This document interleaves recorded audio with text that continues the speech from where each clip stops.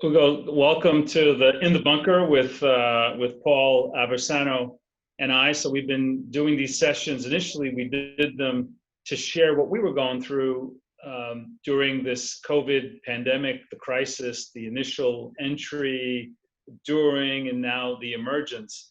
And then we came up with the idea of let's have from time to time guests over that share with us how they're coping with things in the world, what they're up to. And the last time we had chatted, it was fascinating to hear about your philosophy about family investing and your commitment to what you're doing over a period of time and a point of view about a market.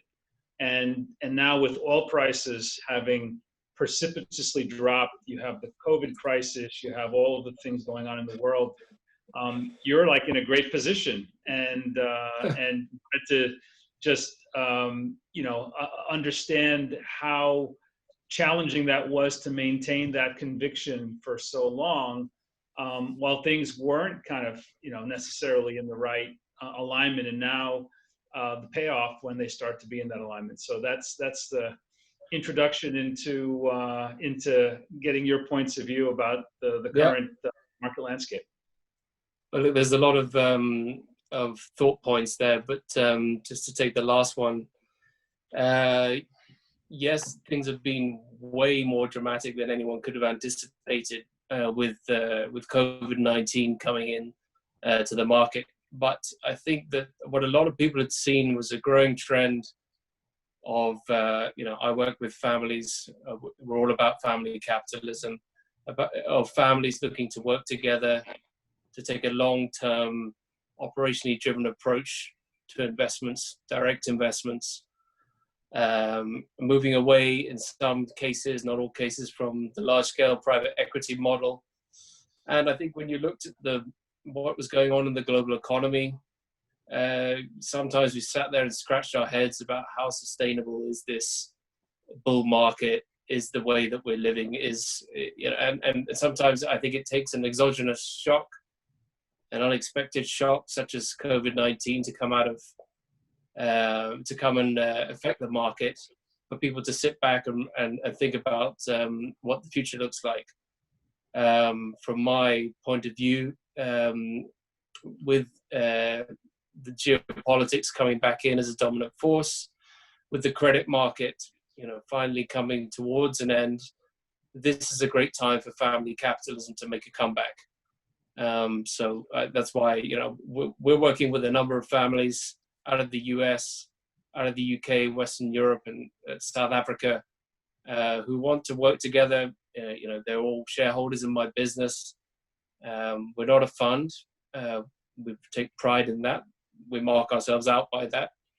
But the families we work with have ownership in the business, and we target sectors where we think there is significant value, either created by the market or where we can create significant value through, if you like, an operational arbitrage strategy.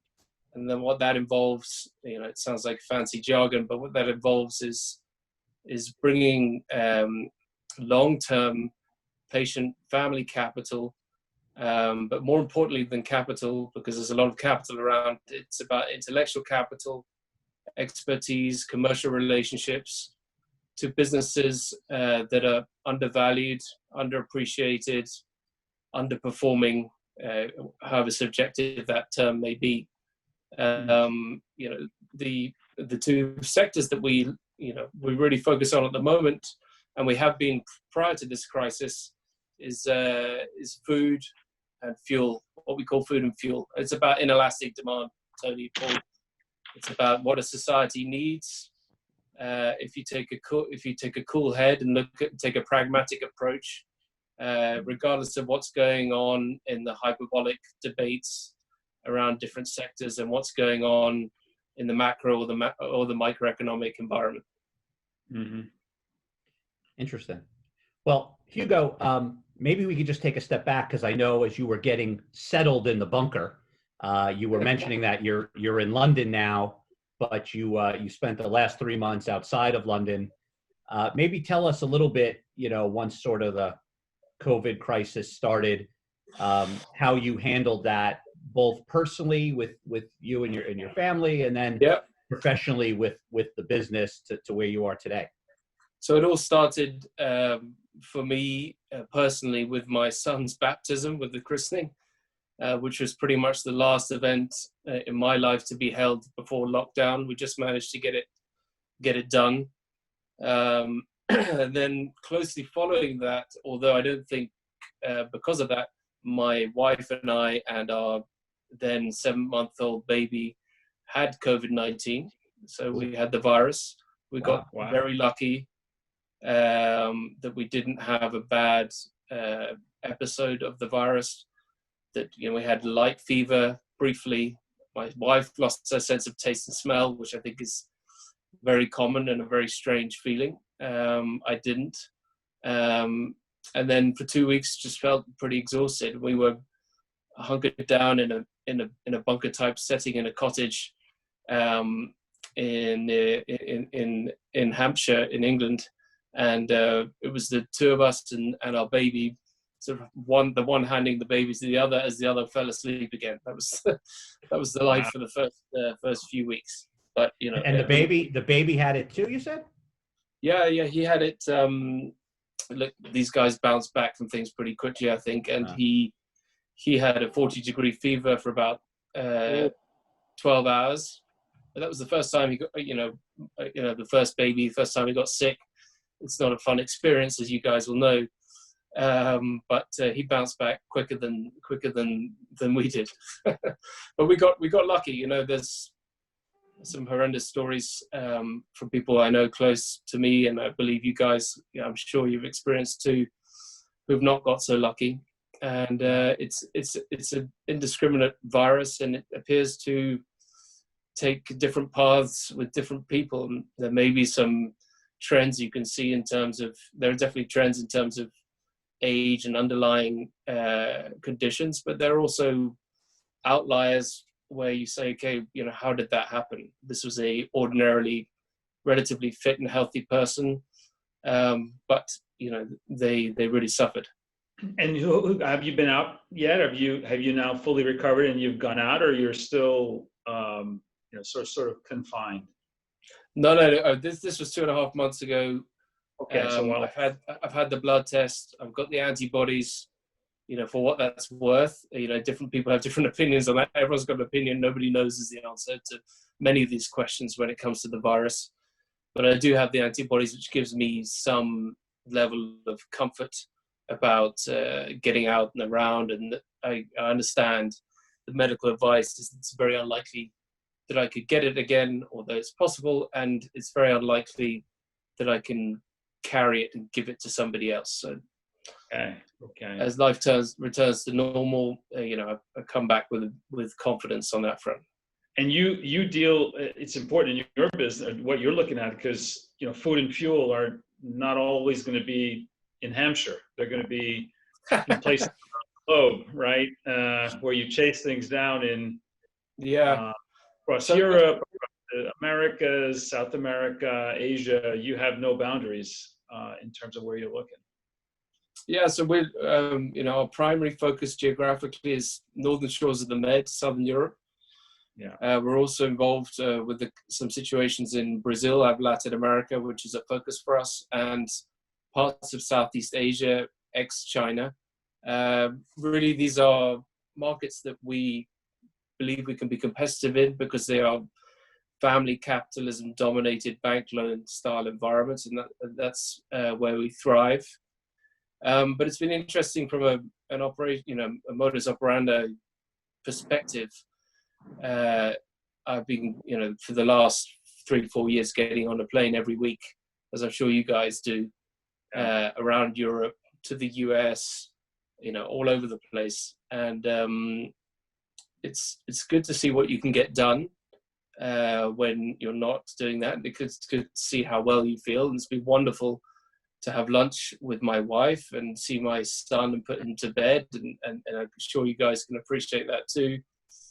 And there's a lot more that I've learned from this that I can take into my new working life about how to operate. But there's also no substitute for having that face-to-face meeting. And so at the beginning of a relationship, or the beginning of a transaction, or at the end of a transaction, or probably at the end of a relationship too, you need to go and see that person face to face. If we don't shake hands for, maybe we don't shake hands for the next year or two, but you need to, that's where I get my cues from people. That's how they trust you. That's how, if you're talking to someone, as we've been doing recently, about buying their business, which has been their family business for multiple generations, that's where they get to look you in the eye and say, okay, ultimately, is this the guy I want to take on my family legacy or not?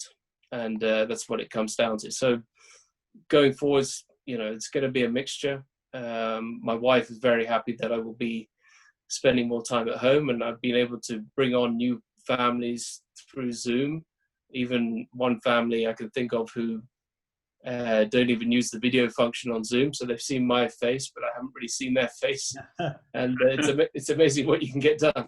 Hugo, when for you, when do you expect to start traveling again? When would you feel comfortable from a business perspective traveling?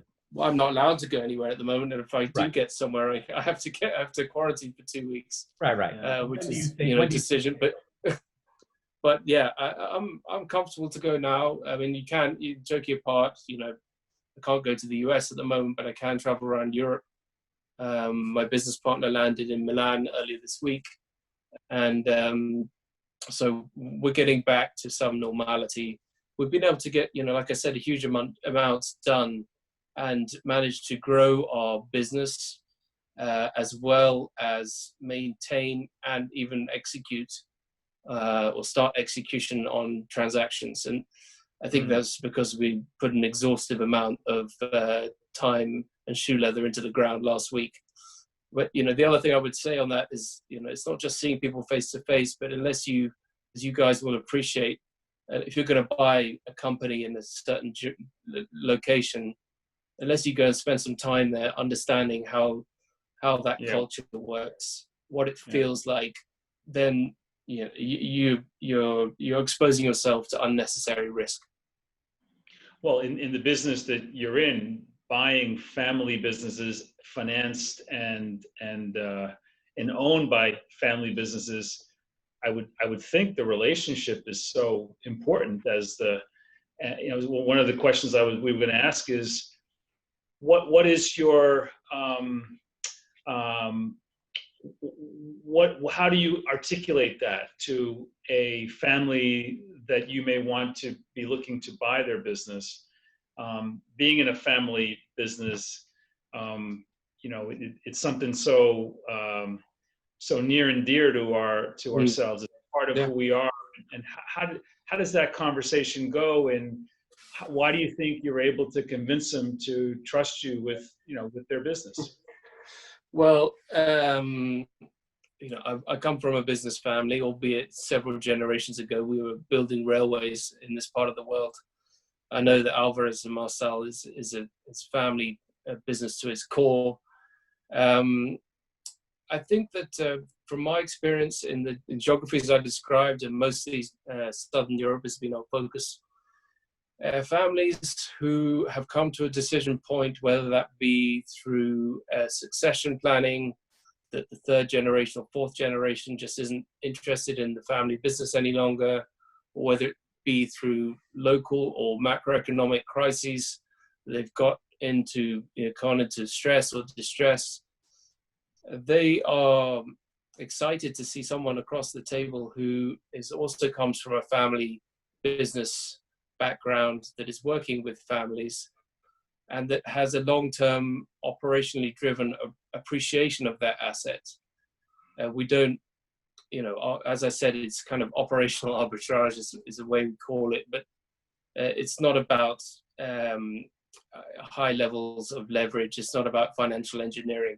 What we really try to show to the families that we talk to is how much we love and understand their businesses. And the key is, that they've got to trust us to look after that legacy, even if they don't like the business any longer, or the kids don't want it. They're still their child, right? It's still, memories of your father or your grandfather who started the business are still very prevalent in your mind. And I think that sometimes what I've experienced in the past, where you get towards the close in a transaction, and you're talking to the founder of the son or daughter or grandson or granddaughter of a founder of a business, suddenly has a flash, a dream in the night, where the grandfather or the father appears to them, and they suddenly worry about whether they're doing the right thing and handing over that precious business to someone who they can trust. And then that's when a lot of, in quotes, hand holding is required, and spending time face to face and explaining what you're going to do with the business, and looking to work collaboratively with them if they'd like to stay on in some way or fashion. There's no secret to it. It's just showing that you understand the business. You have a strategic plan for the business, and that is to run it to the best of its operational capabilities. That truly resonates. It makes me think of a experience I had in Italy once, where we were in the Barbaresco, the Piemonte region, and we were taking a vineyard tour, and this young woman was giving us the tour, and I thought she was just a college kid doing during this touring for the season to make some extra money. And we finally finished the tour, and we sat down, and she goes, "You see that olive tree over there? It's like 1,000-year-old olive tree.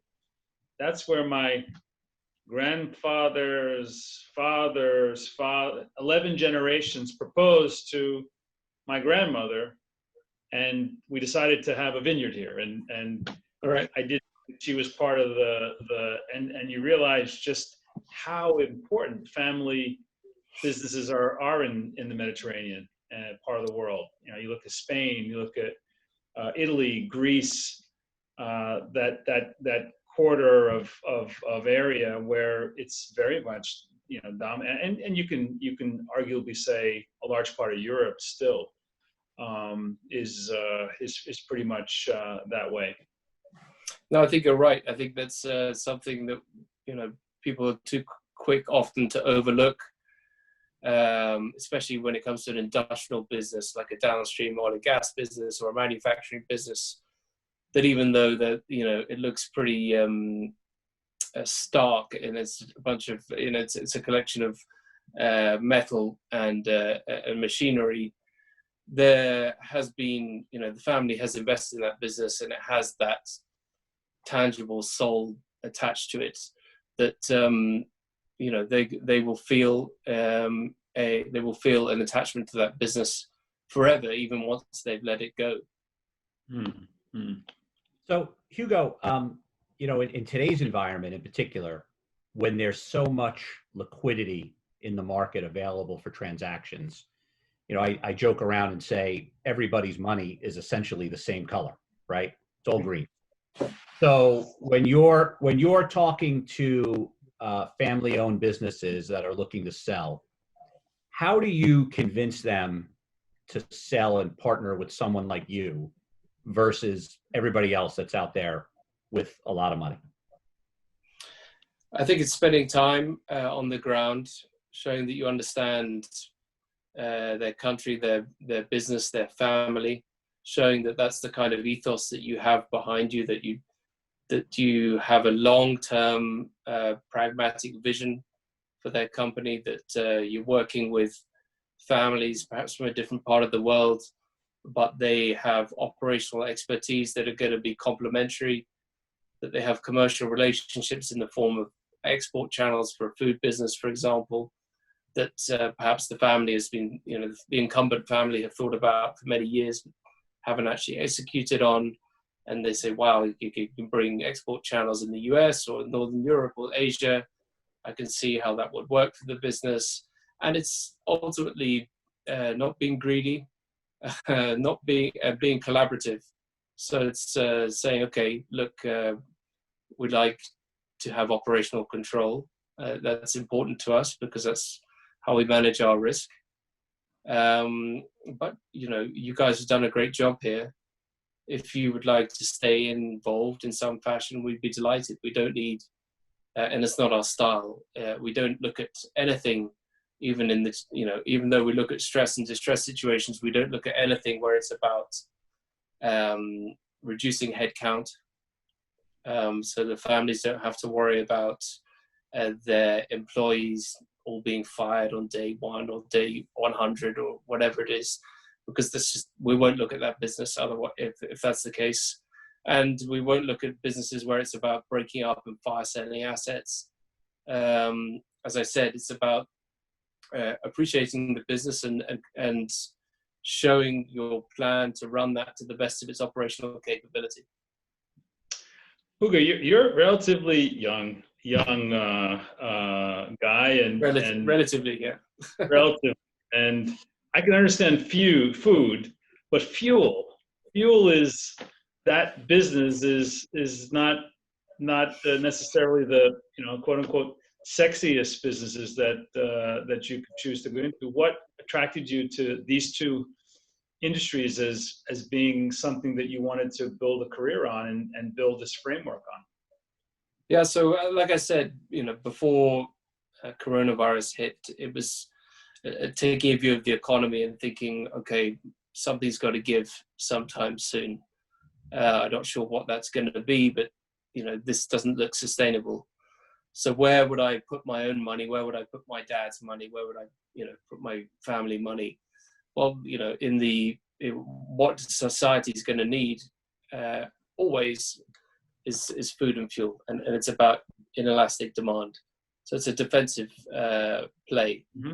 Now, as I said before, what we look at is what we look for. What I look for, from an investment perspective, is industry sectors where value has been created by market dislocation, or where we can bring value through long-term operationally focused private capital. So businesses that may be public, that may be happier not in the public markets. Ideally, it's a combination of the two, that there's dislocation in the market and we have an operational angle, export channels for that food business, or supply for that downstream business that we can bring. You're right, it's not typical. I am a millennial, and it's not typical of my generation to talk about the oil and gas sector. The way I look at it is we need to be following a pragmatic transition over time away from hydrocarbons to include more LNG, more renewables. But it's my understanding that we're quite a long way off from that point yet, and we can't just flick a switch, unfortunately, as much as we would all like to, and all switch to fully sustainable green technology, renewable energy sources.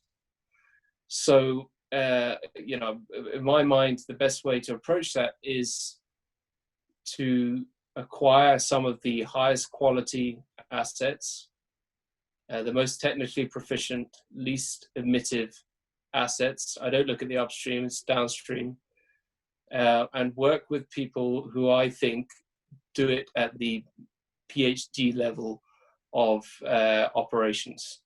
So there is going to be a future for these assets, even though some parts of society might not like it. And even though the market may look down upon it, there is a future for these assets, and I think it's important for someone like our investors to go out and show the way forward. Yeah, I think that it will undoubtedly become a much more boring space, and that's great news for an investor. I like boring. I like my sleep, and it may become a more regulated space. And I think that part of what we're looking to do is bring long-term open, transparent supply chains on board to de-risk that side of things, to limit exposure to price fluctuations. And on the other side, on the offtake, also tie up long-term offtake agreements at a fixed margin. And where we really get excited, as I know you guys do at A&M, is about the operations. And some of these assets, because they've been owned by corporates, some have been owned by governments, some have been are now owned by third-generation families, have gone for some time without an owner that really loves them and really wants to give them that full attention and drive their full operational capability. Hugo, another question for you. So and without disclosing anything confidential or proprietary, of course, but how has your deal sourcing pipeline, how has it changed, or how do you think it will change now in this new environment with not going fully back to travel, being more cautious, the whole new world order? How do you think you're going to manage through that now?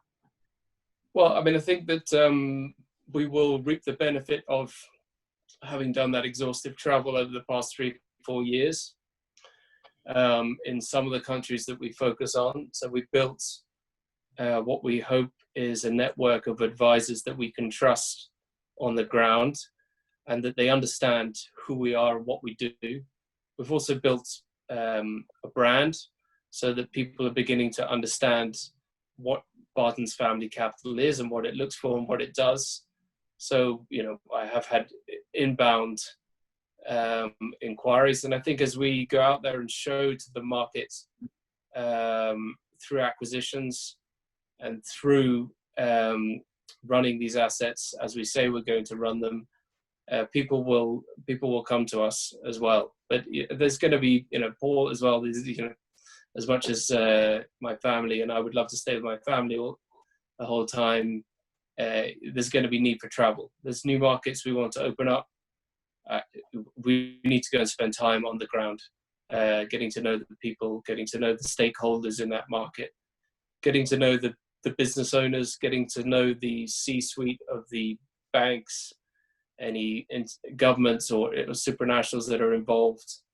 We spent a lot of time in Greece, so we've also got to know the European Troika, the IMF, those kind of stakeholders. Spent time in DC with the IMF to understand what their plans are, and the heartening thing or the exciting thing is that we get a positive response from our type of investment, because we want to, even when we've exited a business after a long-term hold, we want to be known as a force for good, that we brought good operational expertise, that we didn't just come in and lever it up to the eyeballs, as they say, but we leave a legacy, and that has a positive impact on the local community and the local society.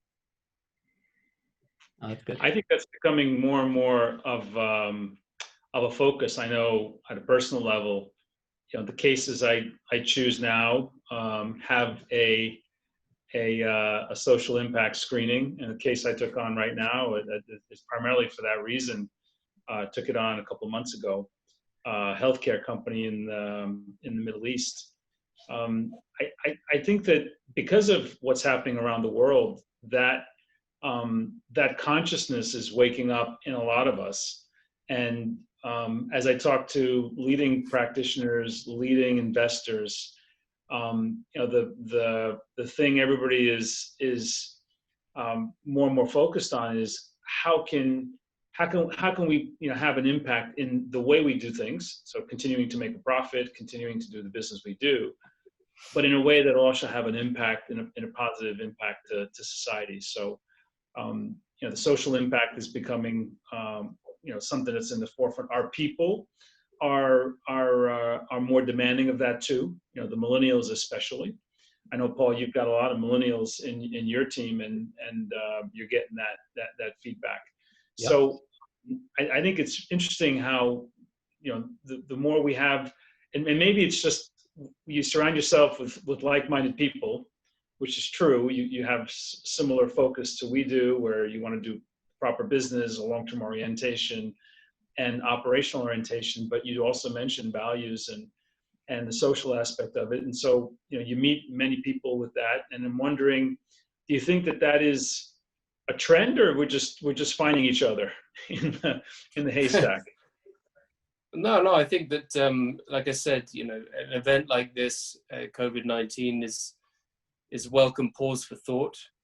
Everyone takes their foot off the gas for a few months, and there's huge benefit that will come from that moment and that pause for thought. And we saw that on the back of the 08-09 credit crunch crisis, banking crisis, where some phenomenal businesses, some phenomenal innovation came out of that, mostly in the tech space, that are still with us, today, and have changed the way that we travel, changed the way that our lifestyle works. And I'm a huge believer in people, and a huge believer that us humans will find a smart way to look after our world, look after our planet, whilst maintaining, the structures that we work within, whilst maintaining, that need to make money, whilst maintaining, the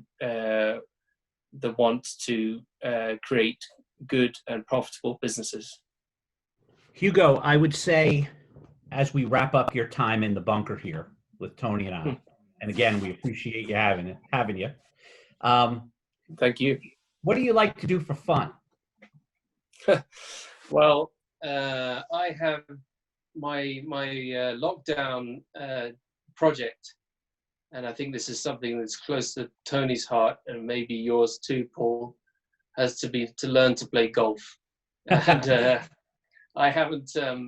I've kind of shied away from it for many years because I don't know. I like to play tennis, or I like to do other things, but I was lucky enough to get access to a small private facility, and I thought this would be stupid not to go and learn to do something, to come out of lockdown with some new skill. So that's what I've done. So I've been doing that, and otherwise, how successful have you been? Well, I'll let you judge that when I embarrass you at your local club. I don't know, but now we're talking about golf. You're talking Tony and I's language. No, we gotta find an outing for us, and we all get together and we'll do that. Let's lock that enjoyable round. That will be fun. That's been my new sort of thing that I've done as a challenge and for fun. Otherwise, look, I have a 10-month-old son, and he brings a huge amount of fun to my life and challenge, but yeah, mostly fun. All right, Hugo, thank you for spending time with us in the bunker, and we'll close things up. Great, Tony. Be great to talk. Appreciate you taking the time with us. And you guys.